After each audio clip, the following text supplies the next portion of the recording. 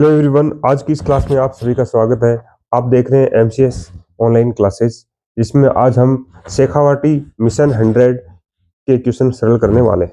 आज हम पृष्ठीय क्षेत्रफल व आयतन के वो क्वेश्चन सरल करेंगे जो परीक्षा की दृष्टि से महत्वपूर्ण होंगे और आपके ब्लूप्रिंट के ऊपर आधारित है। ब्लूप्रिंट का मतलब जो अभी 1 दिसंबर को जो जारी हुआ था ब्लूप्रिंट, उसमें आपको ये बताया गया था कि आपके कौन से चैप्टर से कैसे क्वेश्चन एग्जाम में आने वाले हैं। तो सबसे पहले मैं आपको बता दूं, पृष्ठीय क्षेत्रफल व आयतन, इसके क्वेश्चन आपके 3 क्वेश्चन आएंगे। कितने क्वेश्चन आएंगे? 3 क्वेश्चन। और वो तीनों क्वेश्चन आपके किससे संबंधित होंगे? दो तो होंगे ऑब्जेक्टिव क्वेश्चन यानी 1 नंबर वाले होंगे, और एक क्वेश्चन होगा वो होगा 4 अंक का यानी निबंधात्मक क्वेश्चन। तो निबंधात्मक क्वेश्चन है वो 3 आने वाले आपके एग्जाम में। तो बहुविकल्प वाले आ जाएंगे 2 तो, और एक क्वेश्चन आएगा निबंधात्मक 4 अंक का। तो इस प्रकार से ये पूरा चैप्टर है वो 6 अंक का आने वाला है। और निबंधात्मक का दूसरा क्वेश्चन इसके अथवा में भी आएगा, वो भी इसी चैप्टर से संबंधित होगा। तो सबसे पहले तो जिसने भी ये चैप्टर सरल नहीं किया है, सबसे पहले मैं आपको बताना चाहूंगा, आपके में अधिकतम 10 मिनट लूंगा। 10 मिनट के अंदर आपका जो कंसेप्ट है वो क्लियर हो जाएगा। उसके बाद में आगे तो आप थोड़ा ध्यान कम कर दोगे या थोड़ा ध्यान डाइवर्ट हो जाएगा तो भी चलेगा, लेकिन 10 मिनट आप एकाग्रचित होकर के पेन कॉपी लेकर के ध्यान पूर्वक देखिए। इससे आपका बेसिक कंसेप्ट है वो सब कुछ क्लियर हो जाएगा, और कैसे क्वेश्चन पूछे जाने वाले हैं वो भी मैं आपको बताने वाला हूं। तो बिना देरी किए अपने वीडियो की शुरुआत करते हैं। सबसे पहले देखो, आपको पृष्ठीय क्षेत्रफल और आयतन निकालने के लिए इस चैप्टर से 5 आकृतियों के बारे में जानना है। सबसे पहले है घन। ये घन दे रखा है। घन होता है, कैसा होता है घन? जैसे अपना कमरा है, उसकी लंबाई अगर चौड़ाई और ऊंचाई तीनों बराबर है तो वो घन के आकार का होता है। अब देखो, घन के अंदर 6 फलक होते हैं। जैसे अपने कमरे के अंदर देख सकते हो 6 फलक होते हैं। 4 तो दीवारें हो जाती हैं और एक छत और एक फर्श। किनारे होते हैं 12। 12 किनारे कौन से होते हैं? जैसे अपन 4 दीवारें हैं, उन जैसे ये दीवार और ये दीवार, इनके बीच ये किनारा है, ऐसे ये किनारा है, ये किनारा है, ये किनारा। 4 तो खड़े किनारे हो जाते हैं, 4 नीचे किनारे हो जाते हैं फर्श और दीवार के साथ साथ, और 4 ही ऊपर हो जाते हैं। तो 12 किनारे होते हैं, 8 शीर्ष होते हैं।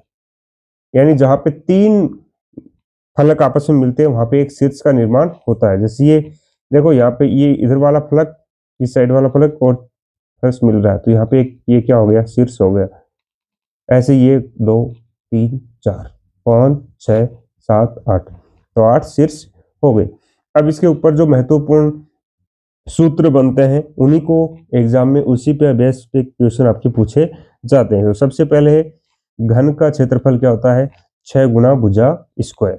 फिर है घन का पार्श्व पृष्ठीय क्षेत्रफल, जिसको अपन कमरे की चारों दीवारों का क्षेत्रफल बोलते हैं ना, वैसे ही कम घन का पार्श्व पृष्ठीय क्षेत्रफल यानी 4 दीवारों का क्षेत्रफल घन का क्या होता है? 4 गुना भुजा स्क्वायर।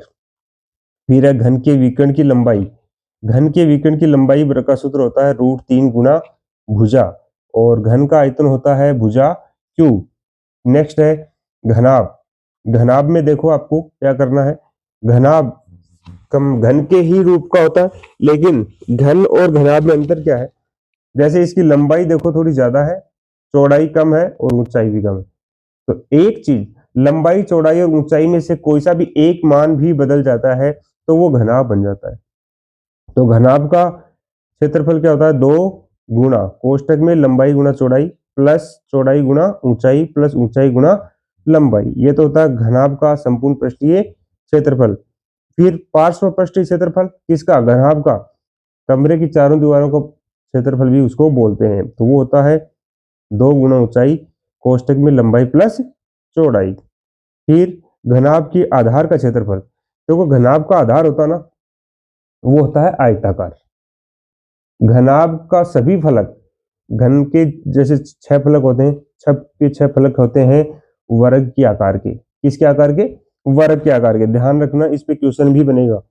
और घनाभ के सभी फलक होते हैं वो होते हैं आयताकार। तो जैसे घनाभ के आधार का क्षेत्रफल पूछा तो लंबाई गुना चौड़ाई, क्योंकि ये आयताकार होते हैं। घनाभ का आयतन लंबाई गुना चौड़ाई गुना ऊंचाई। ठीक है। फिर घनाभ के विकर्ण की लंबाई, ये होती है बराबर में अंडर रूट में लंबाई का स्क्वायर प्लस चौड़ाई का स्क्वायर प्लस ऊंचाई का स्क्वायर, इनका स्क्वायर करके जोड़ दें, फिर वर्गमूल निकाल लें, तो वो हो जाती है घनाभ की विकर्ण की लंबाई। नेक्स्ट आता है बेलन। बेलन कैसा होता है ये समझ लीजिए, जो आपके गिरता वो बेलन नहीं है, ये बेलन है। इसका ऊपरी सिरा और आधार ये होते हैं वृत्ताकार, ठीक है। तो बेलन का सबसे पहले आता है बेलन का वक्र पृष्ठीय क्षेत्रफल, ये होता है 2πRh। फिर है बेलन के आधार का क्षेत्रफल, बेलन का आधार और ऊपरी सिरा होते हैं वृत्ताकार, तो वृत्त का क्षेत्रफल क्या होता है πr², तो बेलन के आधार का क्षेत्रफल भी क्या होगा πr²। फिर आता है बेलन का संपूर्ण पृष्ठीय क्षेत्रफल। संपूर्ण पृष्ठीय क्षेत्रफल का मतलब इसका वक्र पृष्ठीय क्षेत्रफल आधार और ऊपरी भाग दोनों को जोड़ दे तो वो आ जाता है संपूर्ण पृष्ठीय क्षेत्रफल, ये होता है 2πr कोष्टक में r+h। फिर बेलन का आयतन ये होता है πr²h। खोखले बेलन में दोनों सिरे खुले होते हैं और ठोस बेलन में दोनों सिरे कैसे होते हैं, बंद होते हैं। नेक्स्ट देखो, नेक्स्ट आकृति है आपकी शंकु। शंकु के ऊपर सबसे पहले शंकु होता कैसा देखो, शंकु का आधार तो होता है वृत्ताकार और ऊपरी सिरा एक जगह मिला होता है, यानी इसको जोकर की टोपी भी बोल सकते हैं ना, जो आजकल बर्थडे में यूज लेते हैं, वो जोकर बनाने का काम किया जाता है। तो शंकु का वक्र पृष्ठीय क्षेत्रफल क्या होता है πrl। शंकु का संपूर्ण पृष्ठीय क्षेत्रफल होता है πr कोष्टक में r+l। अब ये l होता ना, l ये होती है तिर्यक ऊंचाई, h ये होती है ऊंचाई और ये होती है इसकी त्रिज्या। फिर है शंकु के आधार का क्षेत्रफल, तो शंकु का आधार भी कैसा होता है वृत्ताकार, तो πr²। शंकु की तिर्यक ऊंचाई l बराबर अंडर रूट में r² + h², ये एक समकोण त्रिभुज बनता है, तो इससे पाइथागोरस प्रमेय लगा दो, वही होती है। फिर है शंकु का आयतन, तो ये इसका सूत्र है 1/3 πr²h। एक बात और नोट करना, ये शंकु का आयतन है और ऊपर ये अभी बेलन का आयतन पड़ा था, इन दोनों में क्या अंतर है देखो, बेलन का आयतन होता है πr²h, शंकु का आयतन कितना 1/3 πr²h, यानी इसमें 1/3 एक्स्ट्रा आ जाता है, किसमें शंकु के आयतन में, ठीक है ना। तो इनमें एक संबंध का क्वेश्चन भी बनेगा जो अपन अभी सरल करने वाले हैं। अब देखो अगली आकृति है गोला। गोला है वृत्त या अर्धवृत्त के व्यास को अक्ष मानकर, और उसके गोला है, जैसे गोले की आप बात करें तो गोला होता कैसा है, तो कुछ बच्चे बोलेंगे जैसे जब वृत्त होता है वृत्त को भी गोला बताने लग जाएंगे, और कुछ बोलेंगे जैसे अपने घर में खाना पकाते हैं तो रोटी होती है वो भी गोलाकार होती है, ऐसा नहीं है। गोला होता है, आप एक गेंद को देखो, क्रिकेट खेलने वाली गेंद को देखो, वॉलीबॉल को देखो, फुटबॉल को देखो, ये सभी गोलाकार होते हैं, ठीक है ना, ये होते हैं गोलाकार, इन आकृतियों को गोला बोल सकते हैं, ठीक है। तो इसके बारे में देखो आगे क्या, देखो जैसे चारों ओर चक्कर लगाने पर जो ठोस बनता है उसे गोला कहते हैं, जैसे देखो ये गेंद के रूप में दिखा रखा है ना, ये गोला है। गोले का पृष्ठीय क्षेत्रफल क्या होता है 4πr², गोले का आयतन होता है 4/3 πr³। अगर इस गोले को बीचों बीच काट देते हैं तो ये ऐसी आकृति दिखाई देगी आपको, ठीक है। ये अर्धगोला, अर्धगोले का वक्र पृष्ठीय क्षेत्रफल होता है 2πr², और ये बात याद रखना अर्धगोले का संपूर्ण पृष्ठीय क्षेत्रफल होता है 3πr², इसमें कंफ्यूज होते हैं काफी बच्चे। फिर अर्धगोले का आयतन, गोले का आयतन कितना था 4/3 πr³, अर्धगोले में 4 की जगह 2 कर दो, 2/3 πr³। फिर व्यास बराबर होता है 2 गुना त्रिज्या। अब ये कुछ इकाइयों का रूपांतरण भी सीखना थोड़ा सा आपको। 1 लीटर बराबर 1000 घन सेमी होता है, और 1 घन मीटर बराबर 1000 लीटर होता है, ठीक है।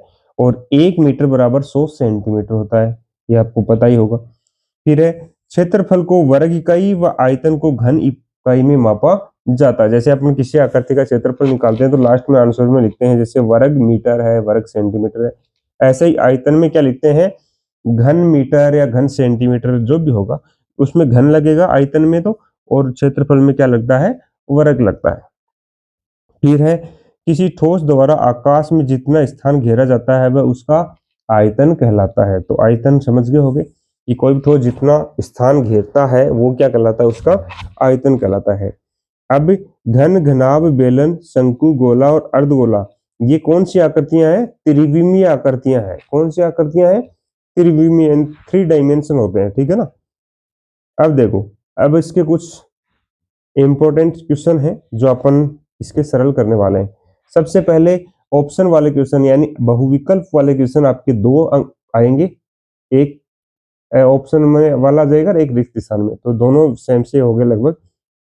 दोनों क्वेश्चन आइए सीखने के लिए अपन 10 क्वेश्चन करेंगे सिर्फ, ठीक है। तो उन 10 क्वेश्चनों को सबसे पहले ध्यानपूर्वक देखिए, क्या पता कोई सा एक क्वेश्चन वहीं पे रिपीट हो जाए। तो सबसे पहला क्वेश्चन बहुत ही महत्वपूर्ण सवाल है। देखिए, एक घन का संपूर्ण पृष्ठीय क्षेत्रफल 1014 मीटर स्क्वायर है, तो घन की भुजा होगी। देखो, घन का संपूर्ण पृष्ठीय क्षेत्रफल जब दे रखा आपको, घन की भुजा पूछिए। ये मैं पिछले चैप्टर में भी बात दोहराई थी। अगर किसी स्टूडेंट ने पूरा वीडियो देखा है तो उसको ये चैप्टर बहुत अच्छे से समझ में आएगा। और आज फिर बता रहा हूँ, वो नहीं देखा तो जाकर के देख लीजिए, और यहाँ पे आपको तब ज्यादा समझ में आएगा। जैसे घन का संपूर्ण पृष्ठीय क्षेत्रफल दे रखा है, तो घन का संपूर्ण पृष्ठीय क्षेत्रफल का सूत्र लिखना है और उसके बराबर में ये लिख देंगे। जैसे घन का संपूर्ण पृष्ठीय क्षेत्रफल क्या है, देखो 1014 दे रखा है। घन का संपूर्ण पृष्ठीय क्षेत्रफल का सूत्र क्या होता है? 6 गुना भुजा स्क्वायर। तो ये भी संपूर्ण पृष्ठीय क्षेत्रफल है और ये भी क्या है? संपूर्ण पृष्ठीय क्षेत्रफल। तो दोनों को बराबर रख दिया। अब घन की भुजा निकालेंगे ना, तो क्या करेंगे? इस 6 को गुणा में है 1014 के भाग में भेज दिया, भाग लगाया, देखो 169 आ गया। अब भुजा का मान निकालेंगे तो ये वर्ग है, इधर जाएगा तो वर्गमूल, और 169 का वर्गमूल कितना होता है? 13। तो ये आ गया 13 मीटर।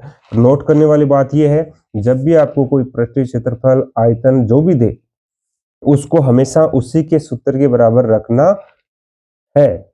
नोट कर लेना, ठीक है। नेक्स्ट क्वेश्चन देखो, नेक्स्ट क्वेश्चन आपका 2 नंबर क्वेश्चन देखो।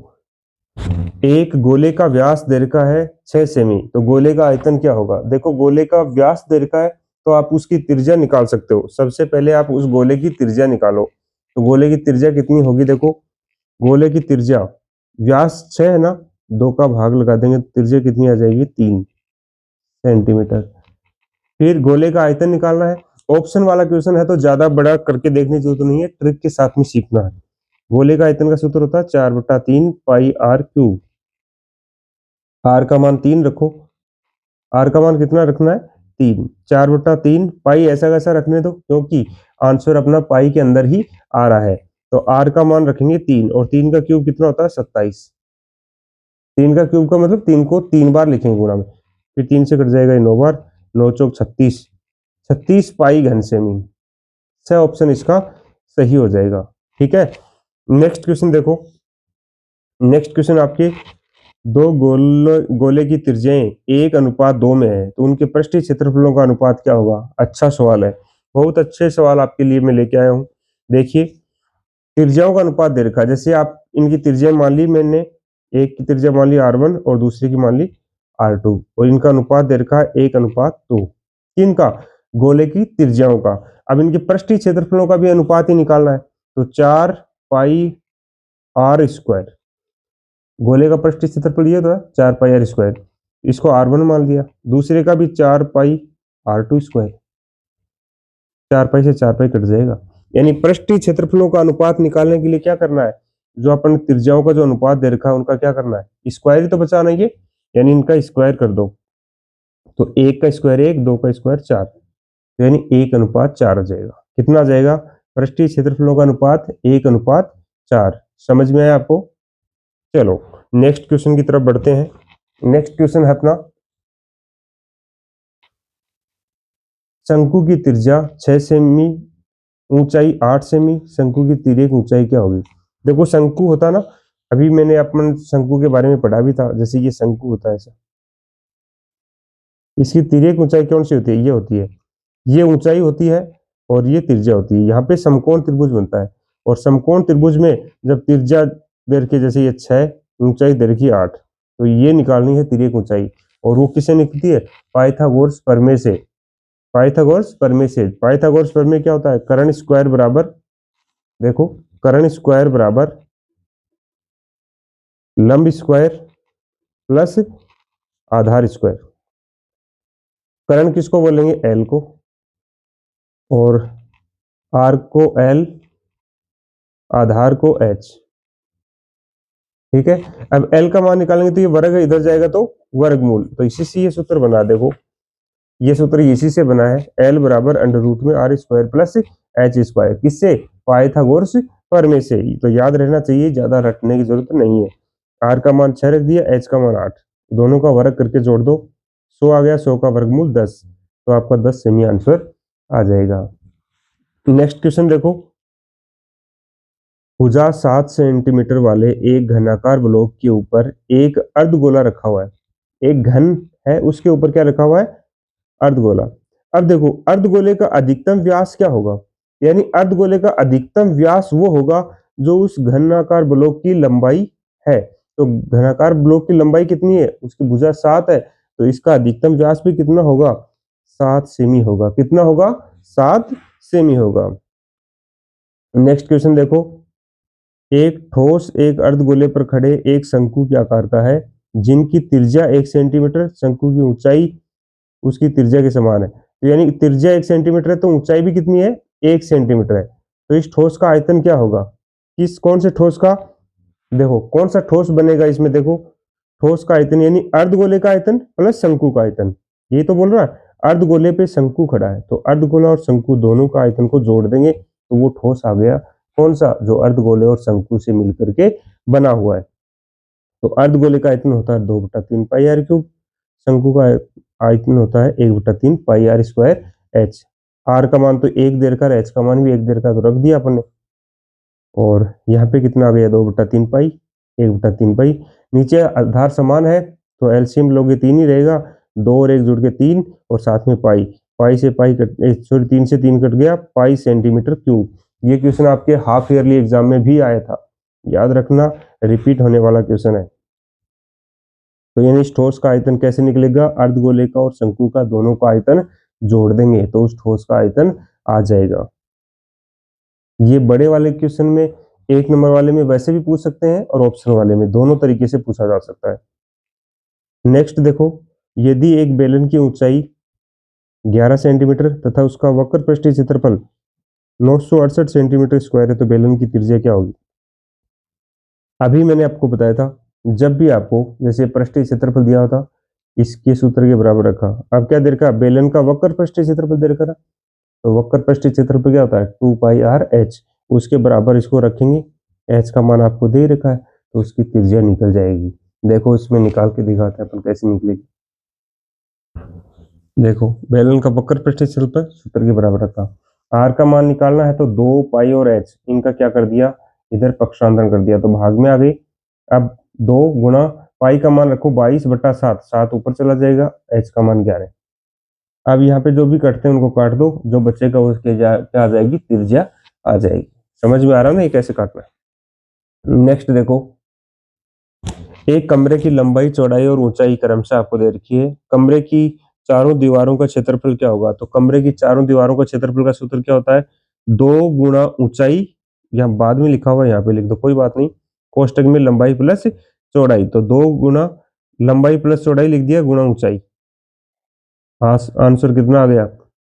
6 और 4 10, 10 को 2 से गुणा करोगे 20, 20 को 3 से गुणा करोगे तो 60 मीटर स्क्वायर। ऑप्शन ए हो जाएगा इसका सही जवाब।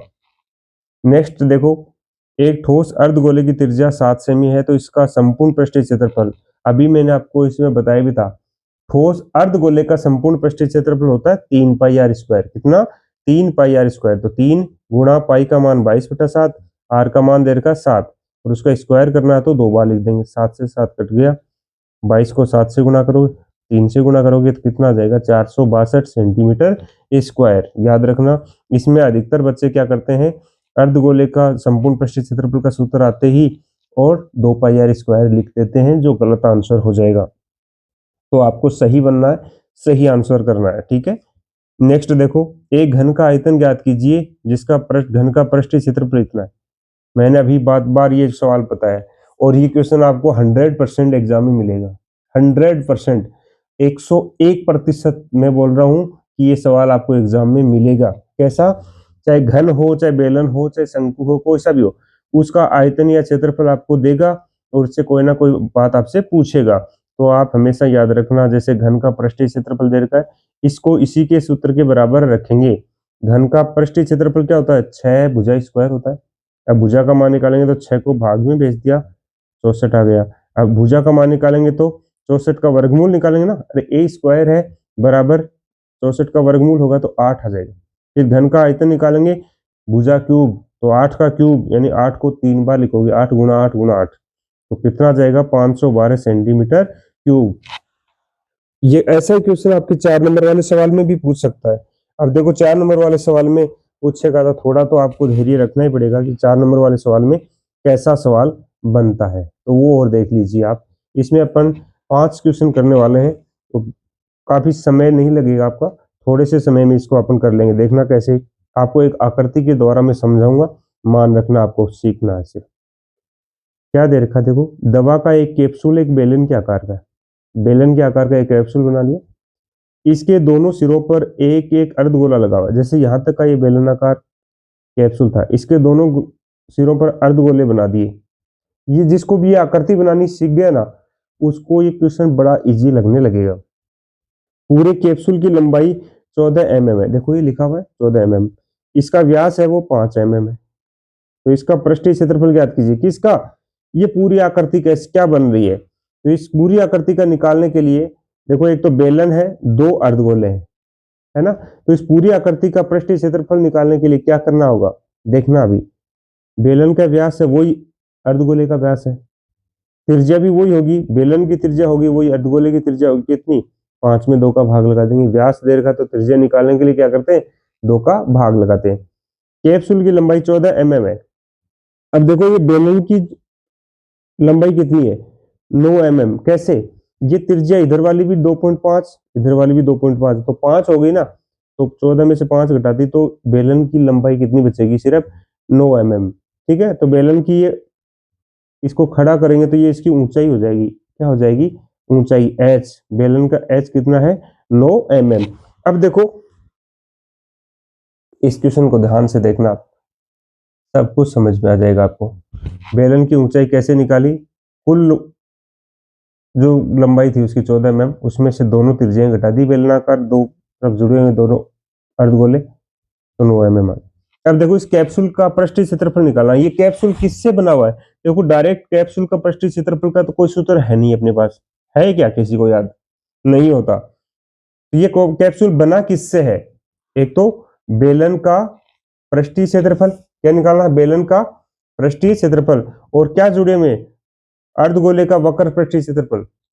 कितने अर्धगोले? 2, 2 अर्धगोले का वक्र पृष्ठीय क्षेत्रफल। तो बेलन का पृष्ठीय क्षेत्रफल होता है 2 पाई आर एच, अर्धगोले का क्या होता है? 2 पाई आर स्क्वायर, और उसको 2 से गुणा करोगे तो।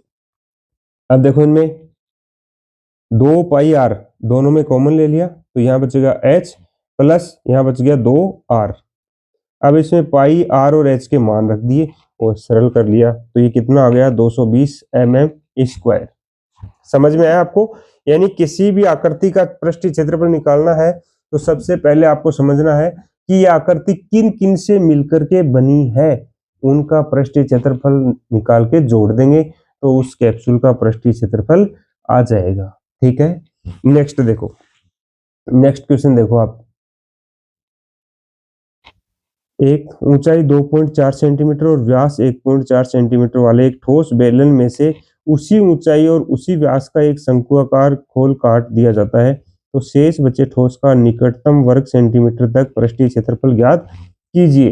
देखो जैसे एक बेलन है और उस बेलन में से शंकु काट करके निकाला जाता है उसी व्यास का और उसी ऊंचाई का। देखो कैसे निकाल सकता है, एक आकृति बना के समझाता हूँ। जैसे ये बेलन है, ठीक है। अब उसी त्रिज्या का इस ऊंचाई, इसमें से एक शंकु काटना है, तो इसका आधार तो शंकु का वैसा ही होता है। अब यहां तक ये शंकु काट करके निकाल दिया, ठीक है। तो ये आकृति कैसी बचेगी? देखो आपको ये आकृति दिखेगी ऐसी, ये ऐसी आकृति दिखेगी आपको, ये आकृति दिखेगी, ठीक है ना। अब इस आकृति का क्या निकालना है? पृष्ठीय क्षेत्रफल निकालना। तो इस आकृति का कोई पृष्ठीय क्षेत्रफल होता नहीं है, तो किसका क्षेत्रफल निकालेंगे वो आपको समझना है। देखिए बेलन का व्यास शंकु का व्यास बराबर होगा, त्रिज्या निकाल लेंगे 2 का भाग लगा करके। बेलन की ऊंचाई दे रखी है, ठीक है। शंकु की तिर्यक ऊंचाई एल का मान निकालेंगे अंडर रूट में R square plus H square से। आर का मान रख दिया, स्क्वायर कर दिया, एच का मान रख के स्क्वायर कर दिया, दोनों को जोड़ दिया 6.25, इसका वर्गमूल होता है 2.5 सेंटीमीटर। अब देखो शेष ठोस का संपूर्ण पृष्ठीय क्षेत्रफल क्या होगा? अभी जो मैंने आपको आकृति दिखाई थी, यानी बेलन का वक्र पृष्ठीय क्षेत्रफल प्लस बेलन के आधार का क्षेत्रफल और प्लस शंकु का वक्र पृष्ठीय क्षेत्रफल। देखो ये कैसे बनाइए, ये देखो जब मैंने आपको ये आकृति दिखाई, एक तो बेलन का वक्र पृष्ठीय क्षेत्रफल यानी भार का तो आएगा ही, ये आधार का हो गया ऊपर वाला आधार, और ये क्या आ जाएगा दिखेगा शंकु। शंकु का वक्र पृष्ठीय क्षेत्रफल निकाल रहे तो ये शंकु का वक्र पृष्ठीय क्षेत्रफल होता है। इन तीनों को जोड़ देंगे, इन तीनों को जोड़ देंगे तो इस ठोस का संपूर्ण पृष्ठीय क्षेत्रफल आ जाएगा। तो बेलन का वक्र पृष्ठीय क्षेत्रफल 2 पाई आर एच, आधार का पाई आर स्क्वायर, शंकु का वक्र पृष्ठीय क्षेत्रफल पाई आर एल, तीनों के मान रख देंगे, अपना आंसर आ जाएगा। ठीक है, अगला क्वेश्चन देखिए। अगला क्वेश्चन आपके नेक्स्ट क्वेश्चन है, एक गुलाब जामुन में उसके आयतन की लगभग 30% चीनी की चाशनी होती है। 45 गुलाब जामुनों में लगभग कितनी चाशनी होगी यदि प्रत्येक गुलाब जामुन के एक बेलन के आकार का है? यानी जो एक बेलन के आकार का है, उसके बेलन के आकार के जामुन है इसमें, ठीक है, गुलाब जामुन। अब क्या दे रखा आगे, इसके दोनों सिरे अर्धगोलाकार है, यानी देखो दोनों सिरों पे अर्धगोलाकार जुड़े हुए, ये ऐसा गुलाब जामुन है और तथा इसकी लंबाई 5 सेंटीमीटर है। अभी एक सवाल किया था अपन, आपको ध्यान हो तो उसकी लंबाई 14 mm था, यहाँ तक कि बेलनाकार भाग की निकाली थी तो 9 आया था। सेम वैसा ही सवाल ये है। तो बेलनाकार भाग की ऊंचाई है यहाँ तक कि कितनी आएगी, देखो टोटल 5 है ना, तो ये दोनों अर्धगोले जुड़े हुए ना, इनकी त्रिज्या जोड़ के घटा दो, तो 1.4 और 1.4 2.8 हो जाएगा। तो 5 में से 2.8 घटाएंगे तो बेलनाकार भाग की ऊंचाई कितनी बचेगी, 2.2 mm। अब एक गुलाब जामुन का आयतन कितना होगा, एक गुलाब जामुन का आयतन कितना होगा, बेलन का आयतन प्लस 2 अर्धगोले का आयतन, 2 अर्धगोले जुड़े हुए हैं, इसी से ये गुलाब जामुन बना है। तो इनका आयतन निकालेंगे, बेलन का आयतन होता है पाई आर स्क्वायर एच, 2 गुणा 2/3 पाई आर क्यूब। अब इनमें जो कॉमन आ रहा है पाई आर स्क्वायर आ रहा है, कॉमन ले लिया, एच प्लस 2 को 2 से गुणा किया 4/3, और यहाँ पे स्क्वायर कॉमन ले लिया तो एक आर बच गया। सब के सब अब मान रखने और मान रख करके सरल कर लिया तो ये इसका आयतन अब देखो एक गुलाब जामुन का आयतन कितना है, ये है 25.05 सेंटीमीटर क्यूब। ऐसे ही अपने पास कितने हैं, 45 गुलाब जामुन है, कितने हैं 45, तो उसको 45 से गुना कर देंगे। अब देखो आगे और भी देर का इसमें कि चीनी की चाशनी का आयतन कितना है, जो आयतन है उसका 30%, कितना 30%, तो इस आयतन का 30% निकालेंगे। कैसे निकलेगा, का की जगह गुना, प्रतिशत का चिन्ह हटाएंगे तो 100 का भाग। अब इसको सरल करेंगे तो ये आ जाएगा इसका आयतन 338 सेंटीमीटर क्यूब। समझ में आया? नेक्स्ट क्वेश्चन देखो, बहुत इंपॉर्टेंट क्वेश्चन है, 5 सवाल 6 सवाल अपनी करेंगे, ठीक है, 3 सवाल हो गए। अगला है, एक बर्तन एक उल्टे शंकु के आकार का है जिसकी ऊंचाई 8 सेंटीमीटर है।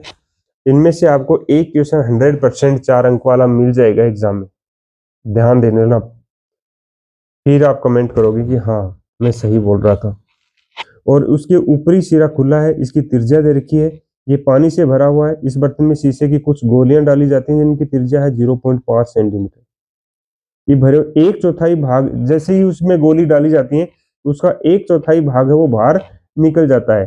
तो गोली कितनी डाली गई, जिससे उनकी संख्या अपन को पता लगानी है। तो देखो शंकु की त्रिज्या आपको पता है, शंकु की ऊंचाई पता है, गोले की त्रिज्या पता है। अब शीशे की गोलियों की संख्या निकालनी है तो क्या करना है, 1/4 भाग, शंकु के पानी का कितना भाग पानी बाहर निकला, 1/4, चौथाई भाग निकला ना, उसमें एक शीशे की गोली का आयतन का भाग लगाना है। तो 1/4 और गोल शंकु का आयतन होता है 1/3 पाई आर स्क्वायर एच, शीशे की गोली का आयतन होता है 4/3 पाई आर क्यूब। अब यहाँ जो कट रहा है उनको तो काट देना, और पाई और आर एच के जो भी मान हो वो रख देंगे, तो इसमें आपकी गोलियों की संख्या आ जाएगी कितनी, देखो 100 आ गई। सवाल बड़ा इजी है, शीशे की गोलियों की संख्या कैसे निकलेगी कि कितना पानी बाहर निकला था उसको लिख दो, और एक शीशे की गोली के आयतन का भाग लगा दो तो गोलियों की संख्या आ जाएगी। नेक्स्ट क्वेश्चन देखो, नेक्स्ट क्वेश्चन आपका ऊंचाई आधार दे रखा है बेलन का, एक ऐसा ही दूसरा बेलन दे रखा है उसकी भी दे रखी है, दो बेलन एक दूसरे के ऊपर रखे हुए हैं, इसे एक लोहे का स्तंभ बनता है, इसका द्रव्यमान ज्ञात करना है और 1 सेंटीमीटर क्यूब लोहे का द्रव्यमान 8 ग्राम है।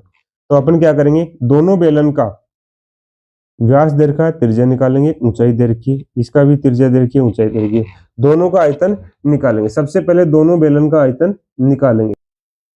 तो इस स्तंभ का आयतन कैसे होगा, नीचे वाले बेलन का आयतन प्लस ऊपर वाले बेलन का आयतन। दोनों के देखो, दोनों की त्रिज्या अलग अलग है, ऊंचाई भी अलग अलग है, तो पहले की त्रिज्या और ऊंचाई को कैपिटल आर और एच से लिख दिया, दूसरे की स्मॉल आर और स्मॉल एच से लिख दिया, जिससे आपको कोई कंफ्यूज ना हो। और देखो इनमें मान रख करके इसको सरल कर दिया तो इसका आयतन आ गया। अब द्रव्यमान निकालना है तो 8 से गुणा कर दिया तो ये इसका द्रव्यमान आ गया। अब इसको किलोग्राम में चेंज करना तो 1000 का भाग लगा दो। 1000 का भाग का मतलब ये पॉइंट है वो 1 2 3 अंकों पे इधर खिसक जाएगा, ठीक है। तो ये इसका आयतन हो गया। नेक्स्ट और इसका लास्ट क्वेश्चन है, इसका लास्ट क्वेश्चन देखो, एक गोलाकार कांच के बर्तन एक बेलन के आकार की गर्दन का है जिसकी लंबाई ये है, व्यास ये है, गोलाकार भाग का व्यास ये है, इसे भरे जा सकने वाले पानी का आयतन ज्ञात करना है, पाई का मान 3.14 लिखना है। तो बेलन का व्यास दे रखा है, त्रिज्या निकाल ली, 2 का भाग देके, ऊंचाई दे रखे, गोलाकार भाग का व्यास दे रखा है, इसकी भी त्रिज्या निकाल ली, 2 का भाग देके। अब बर्तन में पानी का आयतन निकालने के लिए क्या करना है, बर्तन किसके आकार का है, गोले और बेलन दोनों से मिलकर बना हुआ है, तो दोनों का आयतन जोड़ देंगे, दोनों का आयतन जोड़ दो। देखो इसमें पाई आर का और एच का मान रख दो, सरल कर लो, जो भी आएगा वो इसका बर्तन में पानी का आयतन का मान हो जाएगा, ठीक है। तो मिलते हैं नेक्स्ट वीडियो के अंदर, और नेक्स्ट वीडियो आपके लिए बहुत ही महत्वपूर्ण होने वाला है क्योंकि उससे आपके 13 अंक के क्वेश्चन जो पूछे जाने वाले हैं, ठीक है। तो उसमें से प्रत्येक प्रकार के क्वेश्चन मिलेंगे आपको, बहुविकल्प, रिक्त स्थान, अति लघु, लघु, दीर्घ वाले और निबंधात्मक, सबके सब क्वेश्चन उस चैप्टर से आने वाले हैं। तो इस चैप्टर को अभी मिस मत कीजिए। जिन बच्चों को कुछ भी नहीं आता उनके लिए यह रामबाण वीडियो होने वाला है। तो मिलते हैं नेक्स्ट वीडियो में, तब तक के लिए धन्यवाद। जय हिंद, जय भारत।